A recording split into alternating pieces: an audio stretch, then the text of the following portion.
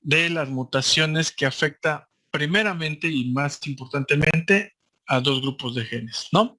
A los protooncogenes y a los genes supresores de tumor, que invariablemente tienen que estar presentes, aun cuando no se haya determinado completamente cuál es cuál en cada uno de los diferentes tipos de cáncer. Pero tampoco van a ser los únicos, sino que también van a haber varias otras mutaciones somáticas a otro diverso grupo de genes que van a hacer que se secreten moléculas, proteínas anormales. Y esto tenga como consecuencia todas las alteraciones que comentamos, ¿no?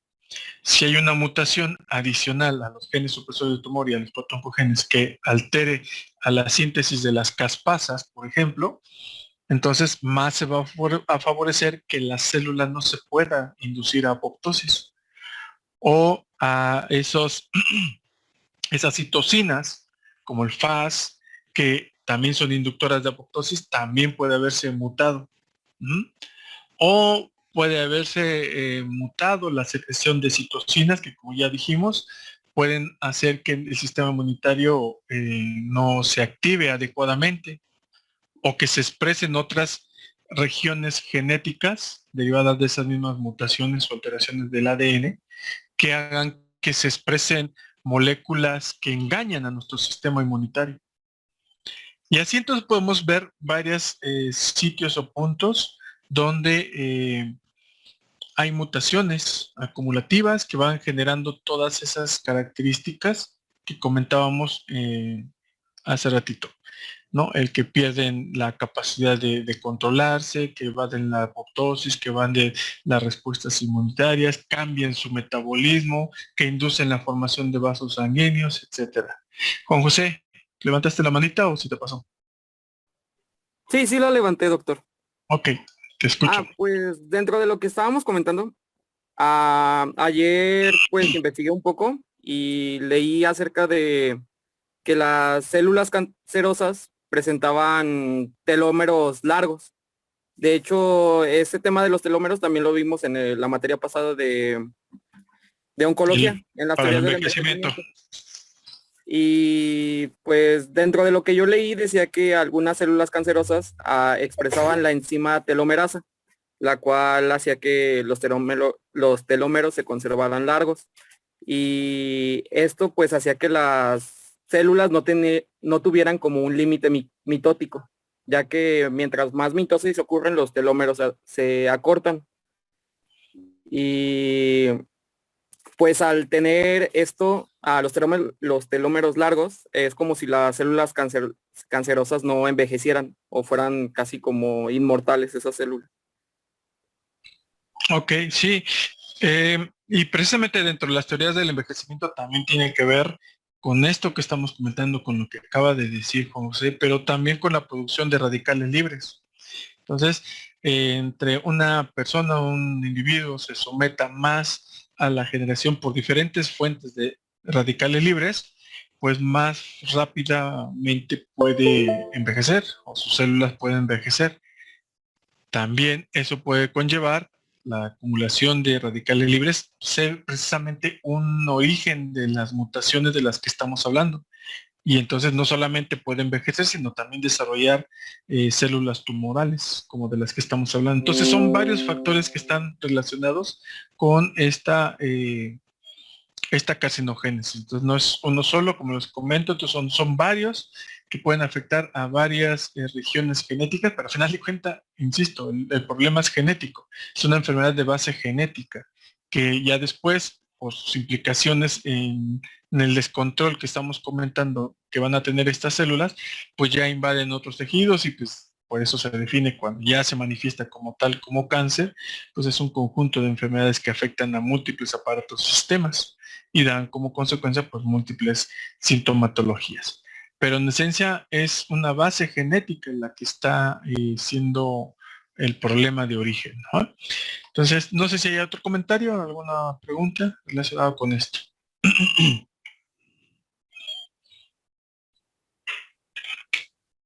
Bien, Entonces, decíamos, ya sea que engañen, ya sea que eviten, ya sea que se sobreestimulen, que no se puedan reparar sus daños, la célula cancerosa busca la manera de sobrevivir generando su propio microambiente, un microambiente metabólico, un microambiente ácido que irrumpe precisamente nuestras defensas, que irrumpe otros tejidos y eso le facilita a las células cancerosas a seguir creciendo y a invadir otros sitios.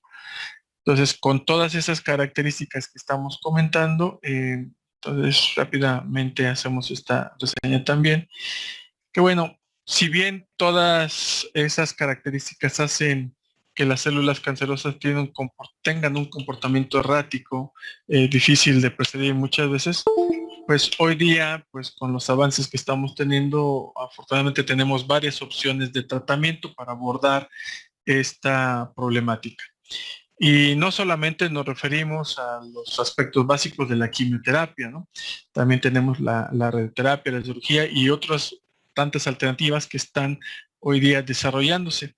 Todo ello requiere pues, de un equipo médico, de un equipo profesional interdisciplinario, desde el médico tratante, el oncólogo como tal, quien hace la tipificación, el diagnóstico, la estratificación pues del tumor, sino también del cirujano oncológico, del oncorradioterapeuta, del que hace la quimioterapia, del que tiene que apoyarnos en la parte psicológica, del trabajador social, como apoyo también para la familia y los allegados a los pacientes, del nutriólogo, que también va a ser pues, también su función muy importante. Entonces, es todo un equipo interdisciplinario que tiende a atender estas situaciones para poder establecer la mejor opción de tratamiento. Y la elección del tratamiento, pues depende, como ya lo platicarán en cada uno de los casos, depende de varias situaciones, pero particularmente de dos factores. Es de la tipificación o en qué estado se encuentra el tumor. Y para esa estadificación, determinar ese estado en que se encuentra el tumor, pues tenemos diferentes sistemas de los que ya platicaremos más adelante. Está el más conocido, es la clasificación del TNM para los tumores sólidos y para los que no, pues tenemos algunos particulares como la clasificación de Harbo para las leucemias y para los tumores que no son sólidos o algunos particulares como la clasificación de la Federación Internacional de Ginecobstetricia para los tumores precisamente de ese ámbito específico. Entonces, de esa estadificación y de las características del tumor, pues va a ser el primer criterio para ver cuál es el tratamiento que se puede proporcionar al paciente y esa estadificación, pues, pues a lo mejor sale del alcance de la medicina general, pero debemos de tenerla en cuenta, solamente mencionar, pues para cuando hablamos de una clasificación de tumor que se abrevia como un número, además de la T, pues quiere decir que es el estadio va a ir siendo más severo conforme le agregamos un número más alto, ¿no? Entonces, esa clasificación, pues, o esa tipificación la tiene que hacer el especialista, pero nosotros tenemos que conocer que entre más sea alto el número, pues es más complicada la situación y el abordaje del tratamiento, pues también va a ser más complejo. Además de la estratificación propiamente dicha del tumor, pues también debemos de tener en cuenta en qué condición clínica se encuentra el paciente que está siendo diagnosticado con cáncer. Y esto tiene que ver mucho con la reserva funcional, es decir, la capacidad que pueda tener el paciente de acuerdo a sus condiciones generales de soportar determinada medida terapéutica. No será lo mismo un paciente con leucemia infantil, a un joven o incluso un anciano. Entonces las reservas funcionales pues determinarán en buena medida las estrategias terapéuticas que se van a aplicar, pero también sobre todo lo que más nos interesa es la respuesta precisamente a ese tratamiento. Entonces debemos de tener presente que hay varios criterios, hay varias tablas que utilizan diferentes medidas para poder establecer la reserva funcional, es decir, en qué grado, en qué condición clínica de manera general se encuentra el paciente. Una de las más utilizadas es esta escala de Karnofsky, donde puntea o da un puntaje de 0 a 100 10% a la actividad, a la reserva funcional que tienen los pacientes. Entonces, hay 3 criterios básicos, donde de 80 o más de 70, pues de 80 a 100, habla de una reserva funcional muy buena que probablemente haga que el paciente tenga un buen resultado a las diferentes opciones y tenga más opciones de tratamiento que pueden ir hacia obtener una mejoría de su situación clínica. Entonces, en esta categoría se incluyen a todas aquellas personas que son capaces de realizar sus actividades normales y que no requieren una atención o un cuidado especial. Entonces, aquí vemos los diferentes tipos o las diferentes situaciones en las que se puede encontrar este grupo de pacientes. Y cuando la clasificación, digamos, su reserva funcional está entre 50 y 70%, pues a lo mejor ya empieza a tenerse esas consideraciones para que los tratamientos pues, no sean tan agresivos, aunque tampoco va a ser el resultado tan favorable como uno que tiene una alta reserva funcional.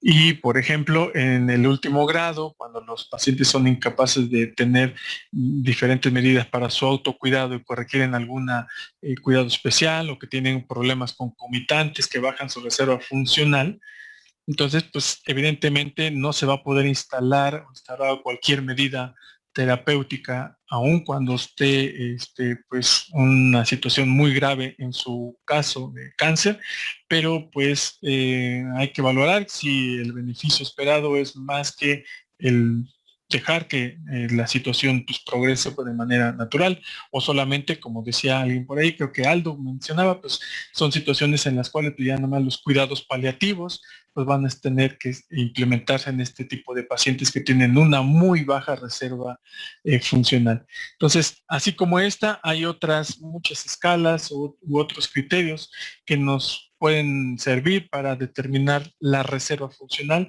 en cada uno de los casos y en cada una de las problemáticas que vamos a platicar.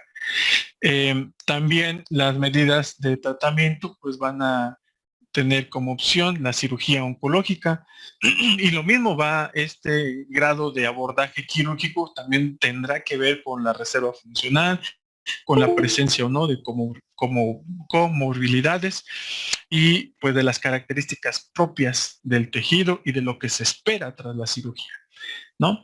Entendido de que si el tumor es resecable y operable, pues entonces esta será la primera o una de las primeras opciones a abordar, en donde podamos determinar concretamente la extensión, la delimitación y la posibilidad de invasión del tejido. Entonces, esa situación pues nos orientará a que el tejido, si es así resecable, pues tengamos bien determinados estos criterios para poder realizar. Considerando también una característica es que es importante, es dejar un margen tridimensional libre de lesiones y libre de células que puedan generar nuevas semillas para una nueva reaparición de células cancerosas, lo que hace que, pues, que se aborde más allá de lo que es el tumor y sus límites respectivos.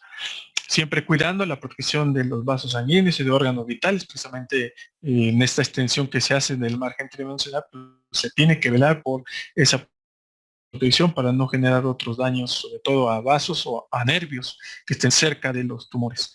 Y valorar también la inclusión de los ganglios regionales que estén próximos a la lesión original. Y pues también debe de tener un dominio quien realice la cirugía para no generar en el proceso al tumor primario, es decir, al tumor que se va a extirpar o que se va a resecar, para evitar que pues haya sangrado o haya sembradío involuntario por una lesión al tumor que puede esparcir células vitales o que pueden ser células que todavía estén viables de generar una metástasis simplemente por ese hecho de haber lesionado el tumor que intentamos resecar, y al hacerlo desgarramos, sangramos, cortamos y puede ser que esas células que se esparcen puedan reinstalarse por las características que ya dijimos adquieren en otros sitios de esta manera. Y pues precisamente la intención es procurar limpiar y mantener libre de residuos tumorales a el área en donde se está operando. Entonces, la cirugía, pues ustedes lo saben, puede ser parcial, puede ser una cirugía radical que abarque una gran extensión de tejidos. Tenemos la opción de la farmacoterapia también, de la cual ya nos platicarán. Y en ese sentido, así como la cirugía, pues nada más que nos mencionen en cada una de las diferentes patologías cuándo es una opción la cirugía y qué tipo de cirugía es. Ya la técnica en particular, pues esa sale del alcance de nosotros. No está de más conocerla, pero con lo básico necesario nos pueden decir cuándo sí es posible el abordaje quirúrgico y con qué tipo de cirugía. Igual con la farmacoterapia, pues tenemos diferentes tipos de opciones con una quimioterapia citotóxica que intenta precisamente dañar, matar directamente las células y para eso contamos con los medicamentos alquilantes, los antimetabolitos, algunos antibióticos que tienen como su propio mecanismo de acción, inhibir la síntesis de proteínas, inhibir el crecimiento celular, también se pueden utilizar con estos fines, o las sustancias alcaloides, o lo que hoy conocemos como la terapia dirigida, donde se pueden utilizar bajo la determinación de una estirpe cancerígena que tiene sensibilidad a estímulo hormonal, pues también se puede utilizar la hormonoterapia, ya sea para inhibir el crecimiento o para bloquear los receptores de las hormonas que estén estimulando el crecimiento de esa célula cancerosa. O los inhibidores, los inhibidores de sinasas, que ya dijimos, pues es un tipo de protoncogén o de estimuladores que generan precisamente la replicación anormal de estas células cancerosas. O ya decíamos también, si uno de los requisitos que demandan las propias células cancerosas es el incremento de su tasa metabólica y de la capacidad de generar angiogénesis, pues hoy día contamos con todo un arsenal de inhibidores angiogénicos que son precisamente inhibidores de citocinas o de moléculas de adhesión que tienen que ver con la formación de los vasos sanguíneos. O pues más lo que se está desarrollando hoy día, que pues está sí en sus principios, ya no tanto, pero sí está en sus primeros pasos, que es la inmunoterapia, ¿no? La inmunoterapia donde nos permite utilizar ya sea las células inmunitarias o los componentes humorales, es decir, los anticuerpos, que sabemos podemos utilizar para tratar de contrarrestar el crecimiento y los efectos derivados de esas células cancerosas. Y hoy día, pues, en diferentes problemas como la del COVID, ustedes están escuchando cada, cada semana prácticamente o cada mes, desde que llevamos esto de la pandemia, que van saliendo nuevos productos que terminan en MAP, que son los anticuerpos monoclonales. Y es parte precisamente de esa inmunoterapia. Pero no solamente contra el COVID, sino contra las células cancerosas y muchos otros problemas. Pues hoy estamos utilizando esos componentes celulares y humorales propios de nuestra respuesta inmunitaria para atacar diferentes problemas y el cáncer no sale de ello.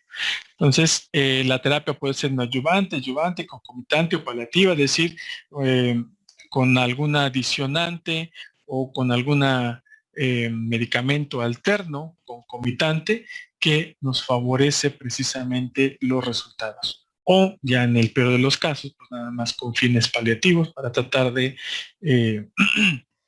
llevar a lo más que se pueda la vida del paciente, con una calidad de vida aceptable. Aquí en esta tablita se resume el mecanismo de acción de los principales agentes quimioterapéuticos utilizados.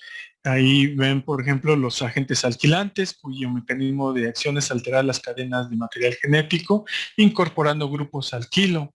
Y de esta manera intentan detener las fases del ciclo celular, son citostáticos, pues, y ahí se encuentran pues diferentes medicamentos como los que van a estar mencionando, diferentes tipos de problemas. Los más comúnmente usados son los derivados de la ciclofosfamida, el clorambucilo, ¿sí? Principalmente, o el busulfán, que también es uno de los más ocupados, sobre todo en los cánceres hematopoyéticos. Los derivados del platino, que también establecen o generan enlaces covalentes y uniones intracelulares en las cadenas de ADN de manera inespecífica, también para evitar que el material genético transcriba y se duplique, que es lo que habíamos comentado en un principio, y de esta manera pues también detener el ciclo celular. Entonces ahí está el cisplatino, que es de los más comúnmente referidos en el tratamiento de diferentes cánceres, como los que aquí se mencionan, pero ya de manera general, cuando nos hablen de sus patologías que van a tratar, pues es importante nada más que nos mencionen, bueno, aquí se utiliza el cisplatino, la ciclofosfamida, pero, o cualquier otro medicamento, la la vinblastina, la vincristina, cualquiera. Perdón, discúlpame.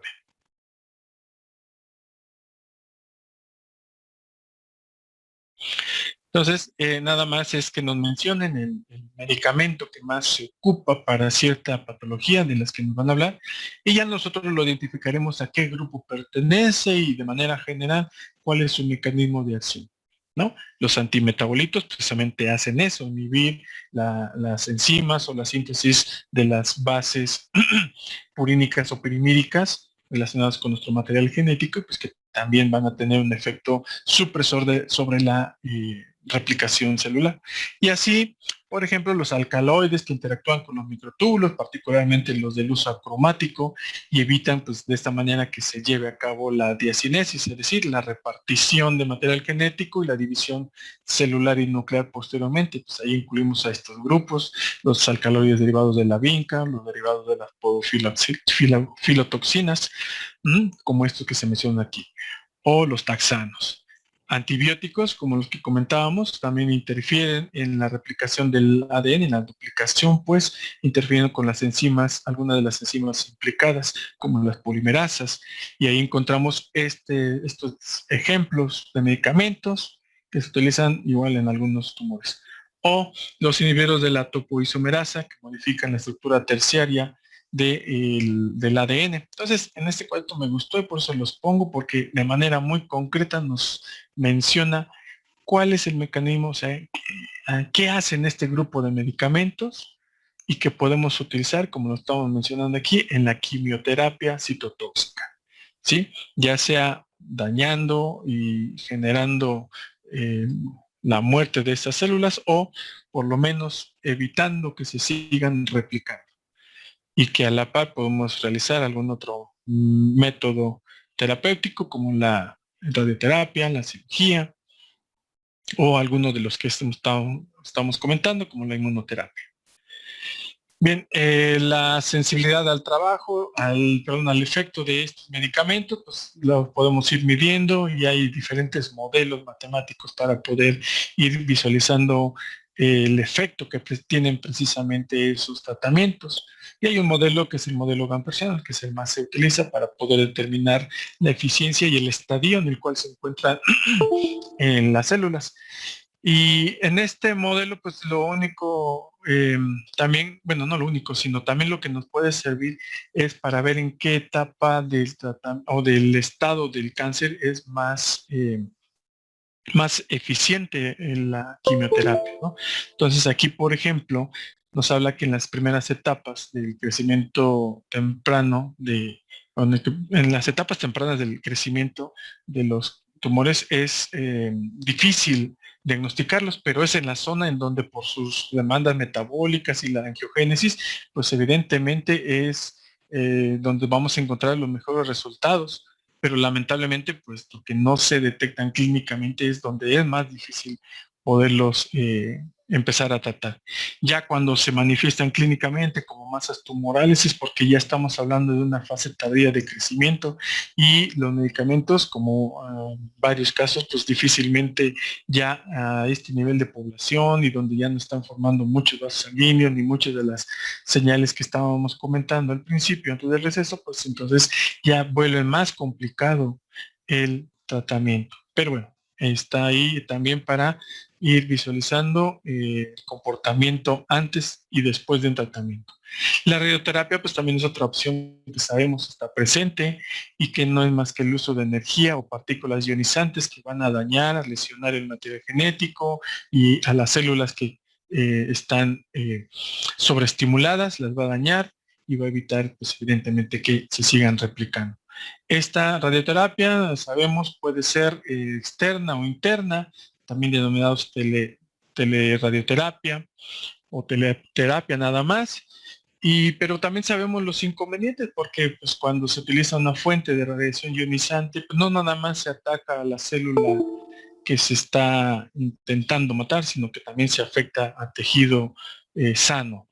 Entonces, cada día se van haciendo protocolos más exhaustivos, más determinados, apoyados con estudios de imagen para bombardear con esa radiación, si bien al tejido enfermo, al tejido canceroso, y procurando con diferentes formas y con diferentes cálculos que el tejido sano sea lo menos dañado posible.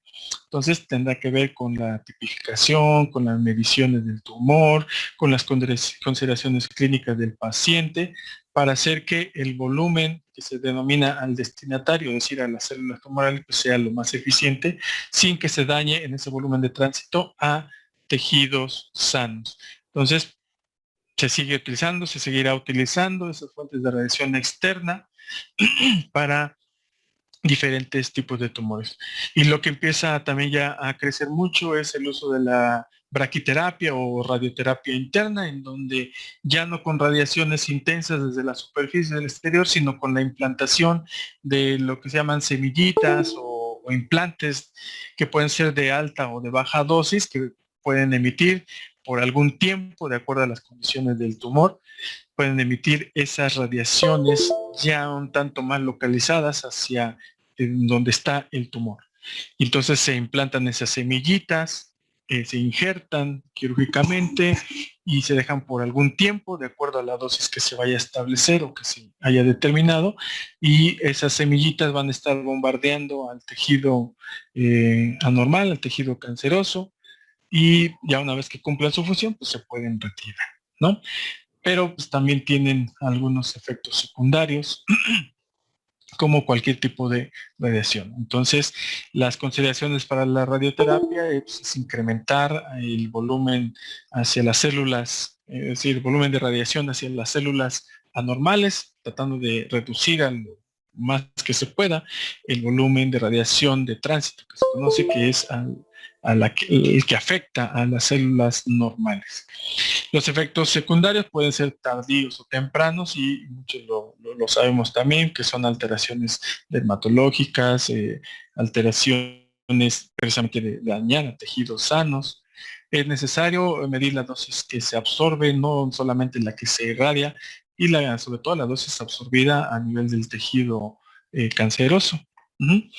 La unidad de medida que utilizan, pues ustedes ya lo han visto seguramente, son las unidades Gray o de RATS, y que tienen que ver para determinar el grado de tejido al cual se va a aplicar, y de esa manera se determina la dosis que va a recibir un paciente. Siempre que se va a someter a una radioterapia paciente se hacen estudios de simulación, y hoy día pues es un requisito indispensable, donde se establecen ya en esa dinámica todos los criterios clínicos del paciente, el estadio del tumor y el grado de radiación que se va a implementar. Entonces es algo, no es algo tan sencillo de que venga y le vamos a dar una radiación, no, sino que ya se establecen como requisitos todo un estudio de simulación previa a que se haga realmente con el paciente. Con cualquiera de las modalidades de tratamiento que estamos platicando, siempre debe estar presente el valorar y revalorar la condición clínica, es decir, lo que decíamos de la reserva funcional de nuestros pacientes. Utilizar cualquier criterio radiológico, los estudios de imagen, para ver cómo es el comportamiento durante y después del tratamiento de ese tumor. Y lo que estábamos comentando desde el receso, los mismos marcadores tumorales que me permitieron diagnosticar también pueden y deben ser utilizados como criterios para ver el grado de éxito del tratamiento que se está implementando con los pacientes. Hay diferentes también tablas, hay diferentes criterios que se utilizan dependiendo el tipo de cáncer y el tipo de tratamiento que se esté aplicando, como muy utilizado en la escala de RECIST, en donde pues consideran precisamente estos dos principales criterios, los directamente relacionados con el crecimiento o no del tumor que ya se resecó, que se está tratando, aunado a los estudios de imagen que también deben de complementar, y podemos llegar con ello a, bueno, los que hacen estas tipificaciones también establecen el criterio de una recesión o una respuesta completa o parcial según el grado de disminución de imagen y de física, pues, del crecimiento del tumor, o cuando es así, o cuando no, pues si hay una progresión o la enfermedad se mantiene estable, es decir, como que no sirvió de mucho porque no es ni recuperación completa ni parcial. Entonces hay diferentes tablas, hay diferentes criterios para poder medir el éxito o la repercusión de los tratamientos que se están implementando. Bien, dentro de estas mismas opciones de tratamiento, si bien la quimio, la radio, terapia y la cirugía son de las que más comúnmente se usan, pues hoy día, deseamos, no es la única y cada vez se está estudiando y pensando más.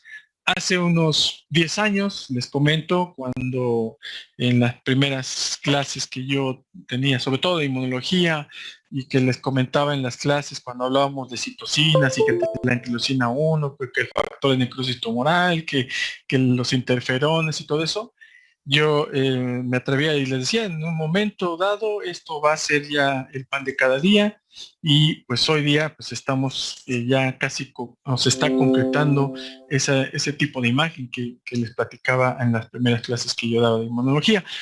Y pues la terapia inmune pues está, como les comentaba, en auge para muchos problemas. Y hoy, así con ustedes, les comento, aunque está todavía en aspectos teóricos, pero ya en sus ensayos en laboratorio, la terapia génica, pues también es una opción que se está mirando, que se está empezando a desarrollar, insisto, de manera experimental.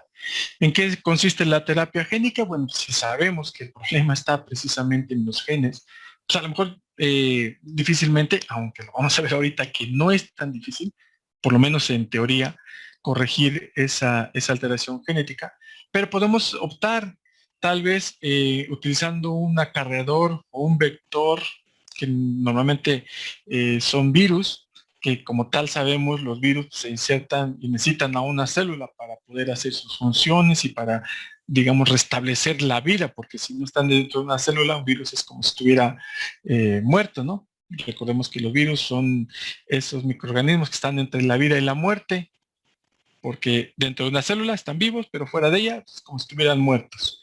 Pero aún así, que parecieran muertos, cuando entra una célula, se recuperan, se avivan y hacen sus destrozos como el que nos tiene hoy así.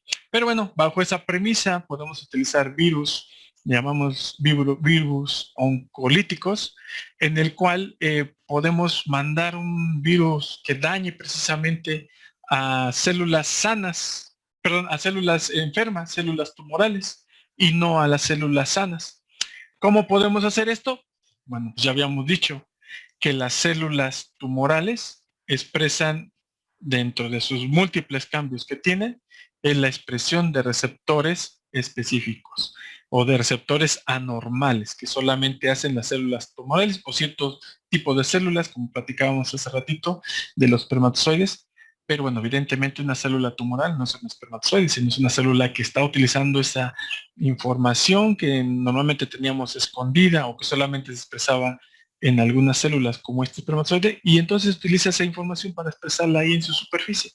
Entonces podemos guiar y manipular a ese virus para que vaya en busca de ese antígeno o receptor de superficie que solamente expresan las células tumorales, hacer que de esta manera se meta la célula y ahí haga sus destrozos y rompa la célula. O bien que se utilice el material genético del propio virus para expresar algunos antígenos tumorales que bien podemos saber que pueden activar más eficientemente nuestra respuesta inmunitaria. Y entonces sí, de esta manera, estimular nuestras defensas para que se ataque además a todas esas células tumorales. Entonces, esto hoy día se está practicando, se está ensayando cómo se puede insertar un virus solamente para que ataque o se inserte a las células tumorales. ¿Sí? Manipulando algún receptor de su membrana, de su cápsula o su envoltura viral, que reconozca algún antígeno, que pueden ser cualquiera de los antígenos tumorales que vimos en una tabla anterior, y de esa manera se inserte a las células y el propio virus como tal se replique dentro de la célula tumoral y pues como lo hace hoy el COVID, ¿no? Que mate a nuestras células, o en este caso las células tumorales, y de esa manera pues nos ayude a la lisis de esas células tumorales. O bien que, como decíamos, que presente algunos antígenos que son muy importantes para nuestra respuesta inmune, es decir, que son muy antigénicos y que se favorezca esta respuesta inmunitaria contra las células tumorales. Y de esa manera, pues cuando ya está replicado el virus, pues los viritos que salen cuando se rompe la célula tumoral inicial, pues eso va y debería infectar a otras células tumorales que tienen el mismo receptor tumoral, y de esta manera, pues así subsecuentemente ir como una opción teórica y que se está ensayando ya experimentalmente es esta opción de terapia génica. O más aún, más atrevidos, y que también ya están en sus ensayos experimentales, es pues, el manipular la información genética de las células tumorales. Y si estamos comentando que una tumuración es el origen, esencialmente hablando, de la generación de la carcinogénesis, pues, de una célula tumoral, entonces esa mutación ya viene identificada, podemos modificarla y jugar así, como se muestra, utilizando igual un vector, puede ser un virus, ¿no? Un virus mismo, o algún otro acarreador como las micelas, es decir, unas cápsulas de lípidos que se pueden meter a las células cancerosas y que conlleven una copia, pero correcta, de la zona donde está la mutación, y de esta manera jugar a recortar la parte mala de la parte mutada e insertarle el material genético normal, y de esta manera pues generar nuevamente productos normales. Entonces esto también se está ensayando, se está experimentando, y ver qué vector o qué acarreador se puede llevar, se puede utilizar para llevar ese gen no mutado para que se inserte en el material genético de la célula tumoral que tiene esa mutación. Y teóricamente también es posible, ya están los primeros también ensayos de laboratorio, y así espero que, como les comentaba, cuando les hablaba de la inmunoterapia hace unos 10, 15 años, hoy día que les estoy hablando esto de la terapia génica, en un tiempo no tan largo esperemos, que ya empecemos también a hablar de este tipo de tratamiento para la problemática que nos atañe.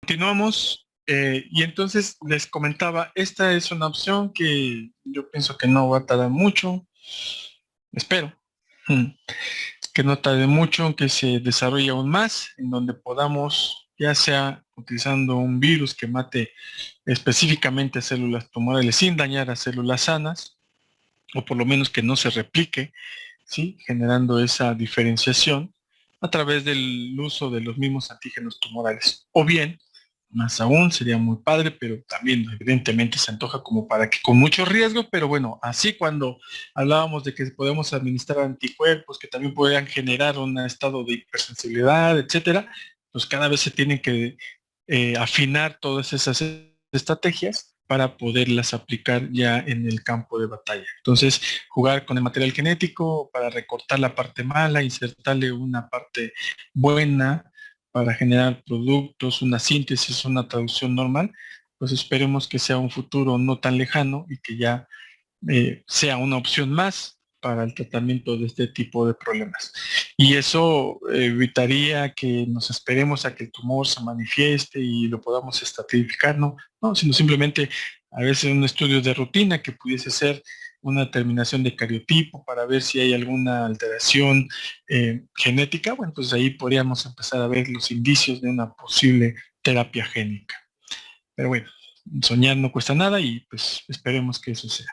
Y efectivamente les comentaba, entonces la inmunoterapia hoy día pues está plenamente desarrollada, y lo mismo podemos utilizar nuestras células de defensa, nuestras células fagocíticas, las células dendríticas o los mismos anticuerpos, nuestras monoglobulinas, que sabemos son producto natural de nuestros procesos de la vida cotidiana.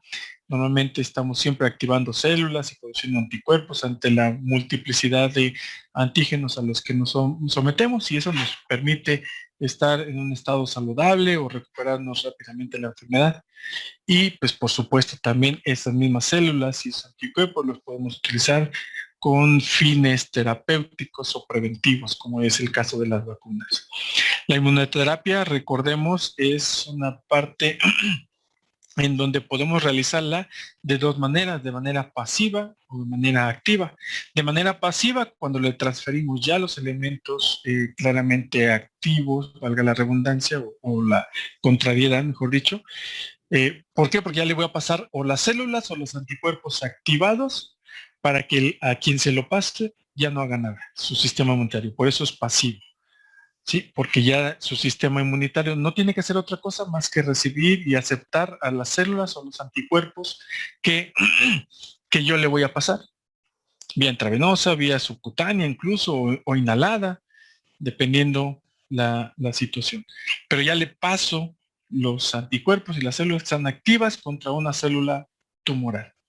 O bien, puedo hacer que su sistema inmunitario se fortalezca, se active, y de esa manera yo pueda generar una respuesta inmunitaria celular o humoral, dependiendo de la naturaleza del antígeno, es decir, de la célula tumoral.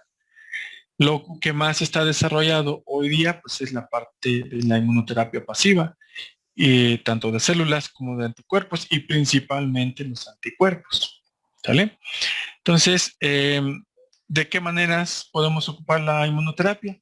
Imagínense que yo pueda generar un anticuerpo contra uno de esos múltiples marcadores tumorales que expresan las células cancerígenas, uno que yo ya conozca, el carcinoma embrionario o la alfa-fetoproteína o el CA125 o cualquiera de los que mencionamos en la tablita anterior.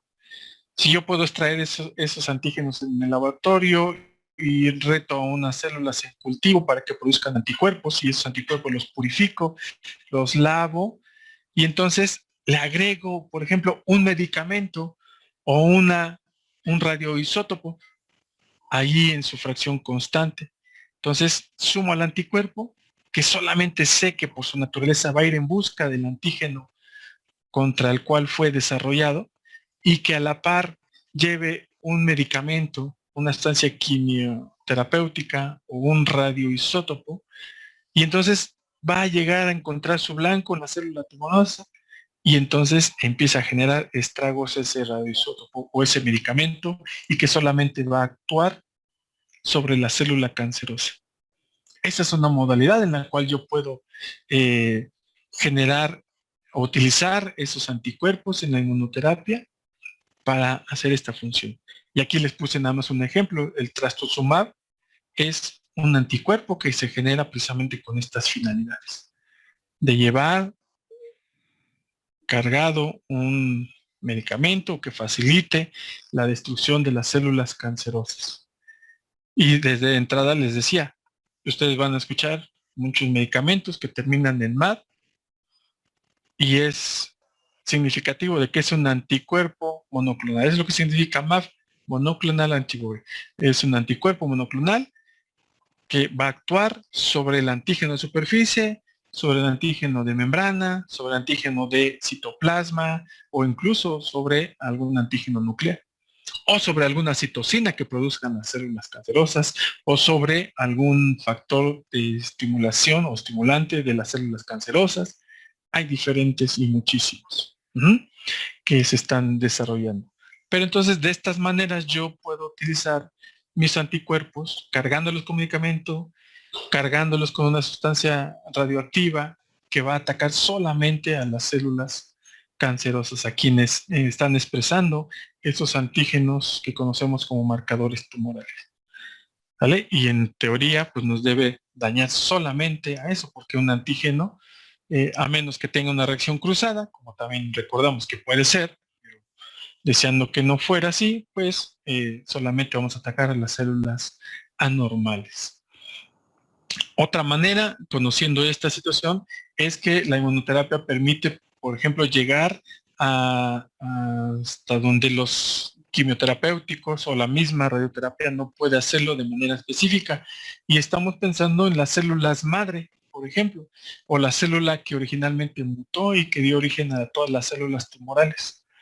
Entonces, la quimioterapia, como tal, pues como llega por vasos sanguíneos, va a ir dañando, sí, pero a las células tumorales que están más cercanas a los vasos sanguíneos o que están más periféricas, digamos, las que están más expuestas, pero difícilmente llegan a dañar a las células madre, las células de origen.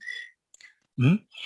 Y entonces la inmunoterapia, si se dirige contra algún componente, otra vez, o algún marcador específico de la célula madre que dio origen al tumor, pues en teoría, pues si se favorece su neutralización o su eliminación, pues el tumor va a perder la capacidad de seguir replicándose o el tumor va a perder esa fuente que originalmente había gestado el tumor. Y entonces, pues es una de las opciones que se está buscando, ver esas células de origen, esas células que, a diferencia de otras medidas como la quimio, la radioterapia, que pueden permitir la persistencia de células madre del tumor y generar recidivas, entonces pues se está buscando anticuerpos y antígenos que sean exclusivos de estas células madre para evitar la reincidencia de tumores. Y es otra opción o otra forma de ver a la inmunoterapia. O también en este cuadrito se resume las diferentes opciones en que podemos aplicar la inmunoterapia. Y algo a lo mejor les va a poder sonar familiar ahora que estamos hablando de la vacunación contra COVID.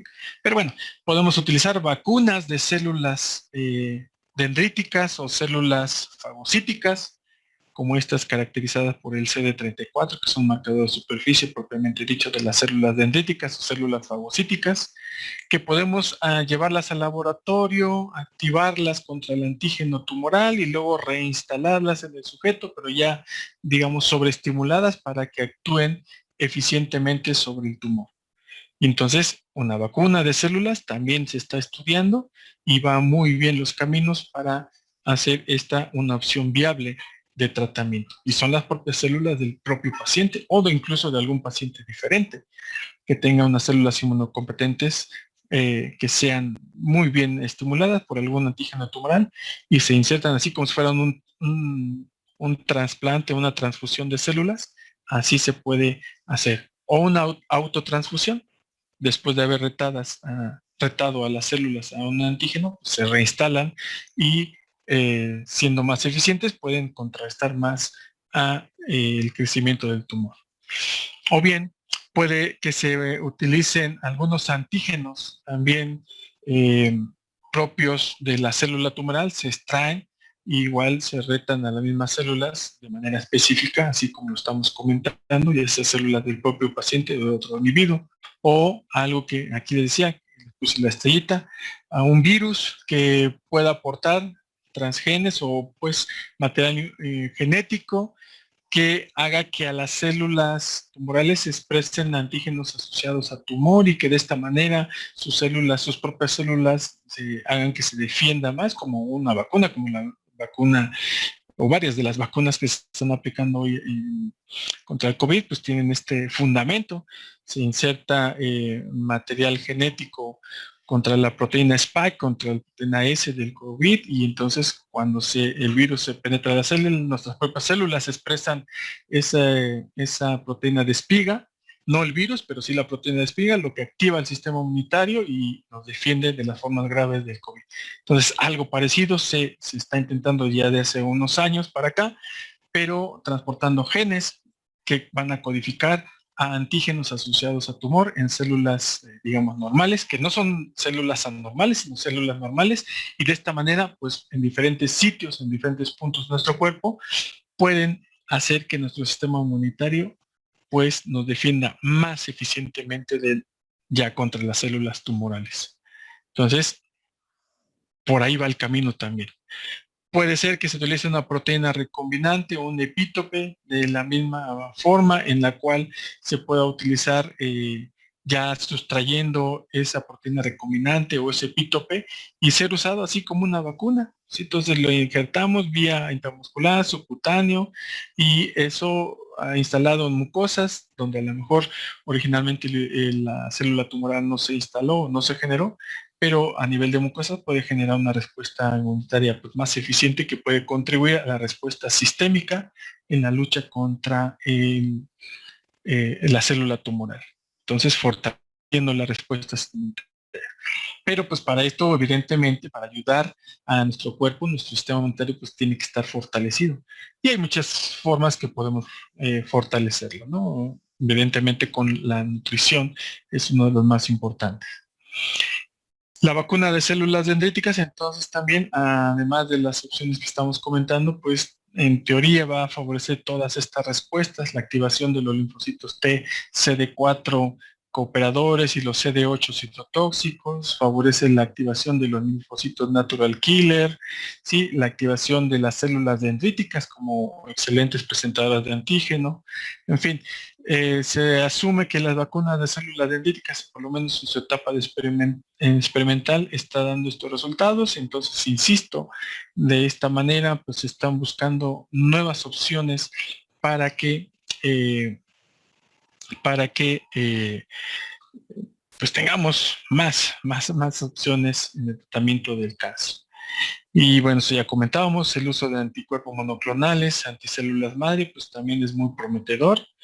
Y se asume como que pronto va a dar buenos resultados. El que más está desarrollado es el uso de anticuerpos monoclonales, en donde, pues como aquí vemos una ratita o conejito, o a veces de caballos, algunos animales superiores, se injertan los antígenos asociados a los tumores, se obtiene la respuesta inmunitaria de esa especie animal, se obtienen los anticuerpos de manera específica, o las células propiamente dichas, pero en este caso estamos hablando de los anticuerpos, y luego ya esos anticuerpos se insertan en unas células productoras de anticuerpos, como una especie de linfocitos bien modificados, para retarlos y para que empiecen a producir una expansión clonal con la subsecuente producción o hiperproducción de anticuerpos monoclonales. De esta manera, pues es como se están utilizando los anticuerpos monoclonales hoy día en esta secuencia. Y bueno, el resultado final es tener un anticuerpo monoclonal contra cualquier antígeno que querramos usar dentro de los muchos que puede estar expresando una célula tumoral o que pueda estar alterando alguna vía metabólica. Y entonces podemos utilizar estos anticuerpos monoclonales. Vean aquí, pongo este listado. Cualquiera de estos marcadores tumorales o estos marcadores específicos que se sobreexpresan en las células tumorales y por lo tanto son marcadores tumorales, cualquiera de estos pueden ser aislados, pueden ser purificados, inocularlos así como estamos comentando en una especie animal, en una ratita, para obtener de esas sus anticuerpos y luego llevarlos al laboratorio para que una célula modificada produzca altas concentraciones de anticuerpos monoclonales y de esta manera obtener productos como estos. Y vean, desde 1994, bueno, no en nuestro país, pero sí en el mundo, se empezaron a desarrollar muchos medicamentos con esta metodología.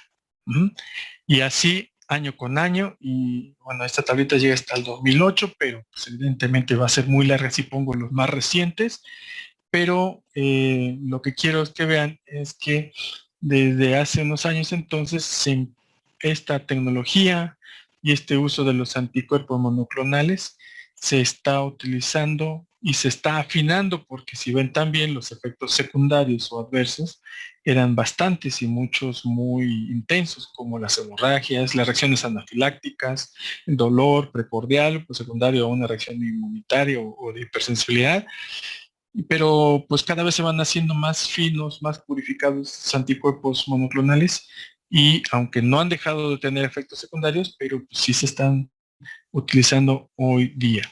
Entonces, así podemos ver de los más recientes, ya les comentaba el trastuzumab, que interfiere con la generación de nuevas células cancerígenas, pero así ustedes van a estar escuchando, y les decía, más día con esto del COVID, todos los medicamentos que se están desarrollando ahorita contra COVID, bueno, innovadores, terminan con A. ¿Qué quiere decir? Que son anticuerpos monoclonales, ¿no?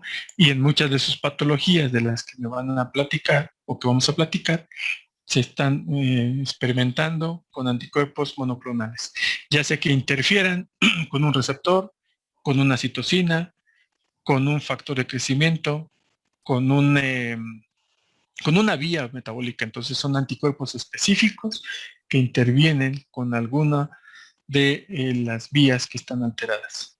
Y estas alteraciones que ya habíamos comentado, o estas características que tienen o que adquieren las células cancerosas, pues hoy día con estas diferentes modalidades, vean, podemos contar en muchas de ellas con un anticuerpo monoclonal. Por ejemplo, para evitar la señal proliferativa, podemos encontrar ya en el mercado un anticuerpo monoclonal anti el receptor del factor estimulante de crecimiento epidérmico. O ya podemos encontrar inhibidores de las sinasas dependientes de ciclinas o las ciclinas dependientes de sinasas, como quieran decir. O un anticuerpo monoclonal anti-CTLA4, se acordarán de esta citosina que tiene que ver con la activación de los linfocitos T CD4 a nivel de mucosas. O inhibidores, ya lo decía alguien por ahí, de la telomerasa, o algunos medicamentos, también como anticuerpos monoclonales, que intervienen con el crecimiento de la célula cancerosa y que evitan las metástasis, o inhibidores de citocinas o de factores de crecimiento como el que utilizan para formar vasos sanguíneos. Así, entonces podemos atacar ya hoy día muchos de estos mecanismos que, si bien son los que operan en la célula cancerosa, pues gracias al desarrollo que estamos teniendo, que se está teniendo en el conocimiento de la genética, de la inmunología, pues eso se está aterrizando, se está aplicando para bloquear, para impedir que la célula cancerosa avance. Lamentablemente tienen efectos secundarios y no todos los medicamentos tienen los mismos resultados en los pacientes, porque mucho, ya dijimos, depende de la reserva funcional, depende también del estadio de la célula tumoral o del tumor en sí, y pues depende de su sistema inmunitario también. Entonces, pero bueno, las opciones ahí están desarrollándose, muchos de ellos creciendo, afinándose, y bueno, de estas consideraciones ya también espero lo tengan en mente para cuando revisen sus temáticas, pues nos puedan hacer qué indicios tienen de cuál de todas estas opciones se pueden aplicar en las diferentes patologías que a partir de mañana vamos a empezar a revisar. No sé si tengan alguna pregunta o algún comentario.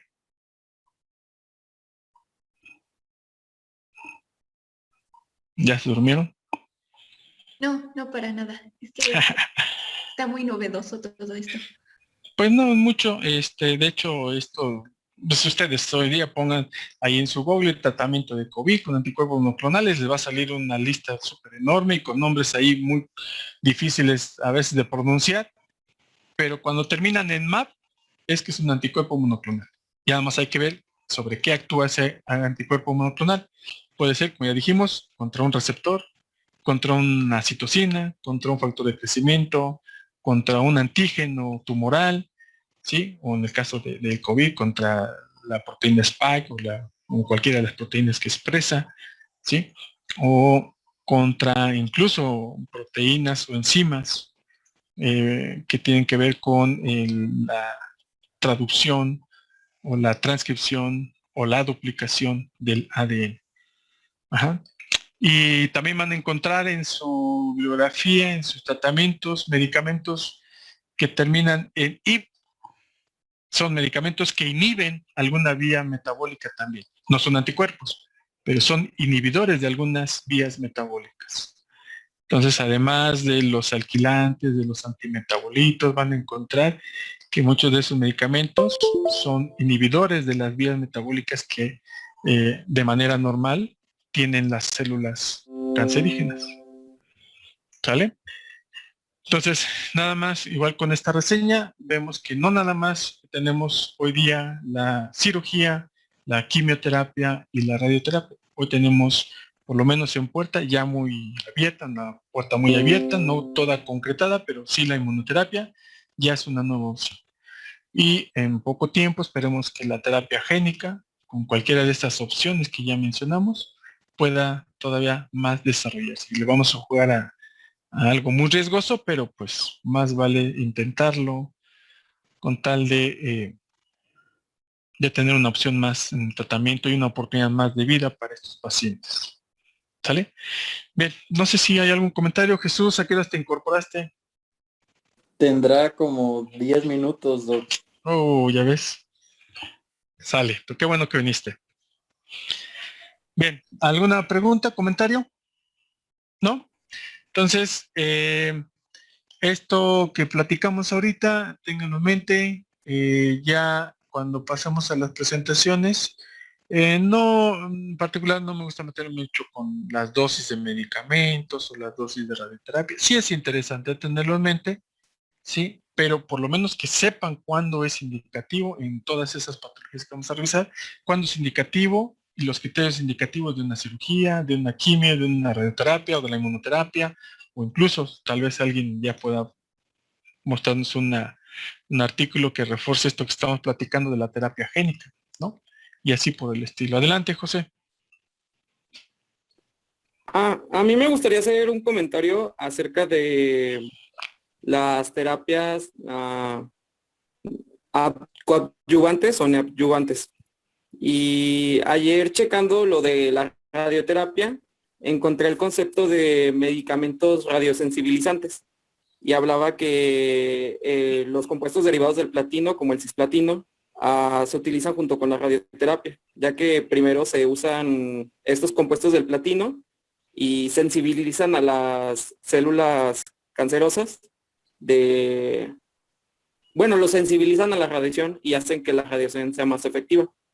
Así es. De hecho, lo que comentábamos de esos medicamentos es que generaban enlaces dentro de las cadenas de ADN y con la radiación, con esas moléculas ionizantes, llegan a las células cancerosas ya presensibilizadas con esos enlaces, digamos, estabilizado su DNA, que ya no se puede replicar.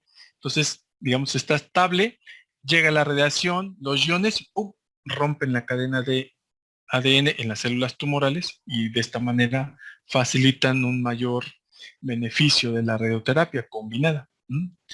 La terapia combinada entonces tiene más y mejores resultados, pero no en todo se puede aplicar por las consideraciones que ya platicamos de manera rápida y algunas que nos van a decir en algunos tipos especiales de tumores o de cánceres. Pero bien, muy bien, José. Entonces, si no hay otro comentario, no hay otra duda sobre estos aspectos, sí, adelante. Solamente iba a preguntar si las presentaciones iban a subir a Google Classroom y cuántos equipos pasan mañana.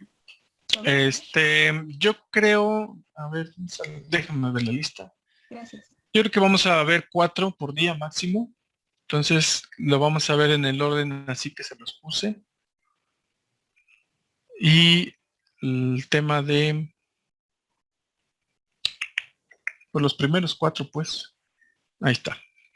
El tema de retinoblastoma, que no es tan complejo, pues va a ser el primero. Y sobre todo, pues para que veamos por qué el gen RB, que es donde está el problema, ¿sí? Se llamó así, pues por este problema, precisamente del retinoblastoma. Y es de ahí donde se arranca mucho de los estudios genéticos a raíz de esta problemática de los niños que desarrollan a edades tempranas un cáncer de la retina y cómo se ve, la leucocoria, ya nos platicarán de eso y que cuáles opciones de tratamiento tiene, etcétera. Entonces, lo puse al principio para hacer esta reseña y redondear un poquito, bueno, qué onda con estos genes que ahorita platicamos, genes supresores de tumor, pues ahí está el primero, ¿no? Pero así como ese, vamos a hablar de muchos otros. Por eso ese tema de retinoblastoma no es muy complejo. Tampoco ya hoy día es un problema el retinoblastoma tan frecuente, pero pues es significativo por lo que estoy comentando, ¿no? Porque de ahí parte mucho del estudio genético de los cánceres. Ya después pasaremos, ahí sí, ya a los que representan, como lo vimos al principio, un problema que son las leucemias, un problema que atañe tanto a personas, bueno, de diferente edad, pero sobre todo en la población infantil, y vamos a ver cuáles de acuerdo a lo que estábamos comentando, cuáles son las características de las leucemias. Ahí le pedí a Daniela y Belén, pues una nota, nada más que nos mencionen cuál es la clasificación general de las leucemias. No nos van a hablar en detalle porque es un mundo de cosas, ¿no? Pero sí que nos ubiquen en dónde vamos a estar para hablar de la leucemia linfocítica aguda, que es la forma más común en los niños, ¿sale? Pero previamente que nos ubiquen qué es eso de las leucemias, rápidamente cómo se clasifican y de ahí nos desprendemos a hablar de esa en especial, ¿sale? Lo mismo de los linfomas, una reseña rápido de qué son los linfomas, cómo se clasifican. Pues en realidad ya está ahí la clasificación, los Hodgkin, que son muy particulares, que atañen a qué tipo de linfocitos, cuáles son sus nódulos más afectados, si es centrífugo, centrípeta, etcétera, las opciones de tratamiento, y lo que no es Hodgkin es no Hodgkin, ¿no? Y dentro de esos, pues cuáles son los diferentes tipos que se incluyen ahí.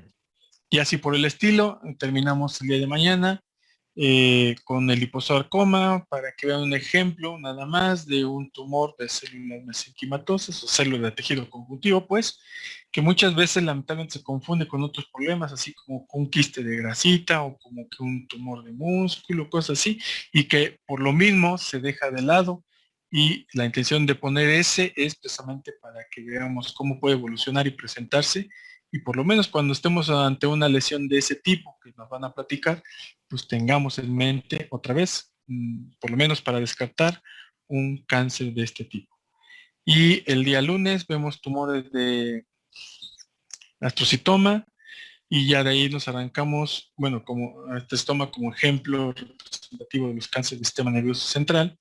Y de ahí nos vamos a conectar otra vez. Ah, sí, me están escuchando, ¿verdad? Ay, pensé que se había cortado. No, sí, aquí estamos. Ah, entonces que me puso un mensaje aquí medio extraño. Ah, no, ya. Ok, pensé que se había cortado. Entonces, bueno, el lunes ya empezamos con astrocitoma, cáncer de pulmón, cáncer colorectal y de próstata que dijimos son de los más significativos por su alto nivel de incidencia y de mortandad, como lo mencionamos en las gráficas primero. Después ahí, después ya iremos el martes a ver los de mujer, con cáncer de mama, cervicuterino y algunos cánceres también representativos por su incidencia, como es el vasocelular y por su grado de, de daño que genera o su grado de invasividad, que es el melanoma maligno, por lo agresivo que muchas veces se comporta y qué tipo de melanoma maligno es el más común y el más agresivo. Ya platicaremos de eso, ¿no? Entonces, vámonos 4 por tema. Recuerden transcribir el formatito del cuadro guía, porque a partir de mañana, después de cada presentación, haremos igual preguntas, comentarios al final para retroalimentar lo que nos estén presentando los compañeros. Y ya una vez que terminemos esto, pues tendrán que hacer su cuadrito y al final del día subirlo como evidencia de trabajo diario. Ya les comentaba también, después de cada presentación nos daremos un minuto o 2 para que hagan una coevaluación, es decir, que evalúen a sus compañeros que están presentando, si presentaron la bibliografía, si el material audiovisual fue atractivo, pueden incluir gráficas, de hecho se los pedí al principio, pueden utilizar gráficas, algunos videos que no sean muy largos, un video de 2, 3 minutos, 5 máximo, que les pueda auxiliar con los contenidos que van a tratar. No sé, hay mucho material ahí en internet, no todo es bueno, pero sí hay algunos que son interesantes. ¿Vale? Hay muchos videos de casos reales que comentan sus experiencias, no de los que son youtubers y que andan con esas tonterías, pero sí de gente que común y corriente que fueron pacientes de alguna problemática en especial y es interesante escucharlos también. Entonces, bueno, con esas situaciones nos veremos si no hay más comentarios el día de mañana. Mañana nos vemos igual a las 9 por este mismo canal. ¿Sale? Doctor, Sí, doctor. Mande. Yo tengo una duda. Bueno, es que la entrega de las presentaciones está asignada para hoy. Entonces, si no exponemos mañana, ¿aún así la subimos hoy? ¿O? Sí, porque también Ok. la intención de que se las pida hoy, aunque no van a exponer mañana, es que las preparen para que quienes así ya escucharon que algunos se ponen a leer más y entonces para que puedan adelantar y ya vengan estudiados en los días que tenemos clase y pues puedan aclarar sus dudas o contribuir a la clase. Ya, bueno, no lo ven, pero aquí hay muchas palomitas, no he puesto hasta ahorita ningún tache, pero a partir de mañana ya vamos a empezar igual de preguntón y si no contestan bien, pues va también tachecitos, ¿eh? Como comentamos al principio. Bien, pues me da gusto y lo que quiero es motivarles a esta idea que ya dijimos en general, pero también para que participen. ¿Sale? Bueno, pues sin nada más comentarios, nos vemos mañana, que descansen, bueno, que terminen su presentación y no se desvelen tanto. Está bien, gracias. ¿Sale? Muy bien, nos vemos, bye. Mañana.